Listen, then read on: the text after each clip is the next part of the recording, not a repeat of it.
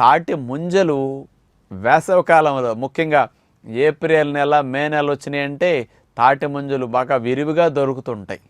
చాలామంది తాటి ముంజలు కడుపు నొప్పి వస్తుందని తేడా చేస్తుందని భయపడుతూ ఉంటారు. గట్టిగా ముదిరిపోయిన ముంజలు ఉంటాయి. అలాంటివి ఒక్కొక్కరికి కొద్దిగా నమలక మింగేసేసరికి ఆ మొక్క డైజెషన్ కాక కొంతమందికి ఏదైనా కడుపు నొప్పి వస్తే రావచ్చు. అలాంటి గట్టిగా ముదిరిపోయిన తాటి ముంజలు మానేసి తాటి ముంజు లోపల నీళ్లు ఉంటాయే, ఆ నీళ్లుండే ముంజలు లేత ముంజలు మనం తింటుంటే కూడా మెత్తగా లూజుగా ఉంటాయి చూసారా, అలాంటివి వాటిని అట్లా తాటి ముంజలు చెక్కి కోసిచ్చినప్పుడు వేలుతో తోడుకు తినేసే పద్ధతి అది మీకు కరెక్ట్గా తెలిసిపోతాయి. వేలు ఇట్లా తోడుకునేటప్పుడు కనుక ఫ్రీగా వెళ్ళి ముంజని కట్ చేసి తీసుకొస్తున్నదంటే అది లేత ముంజలు, అవి చాలా బాగుంటాయి. ఇట్లా వేలు పెట్టి తోడేటప్పుడు ముంజ అసలు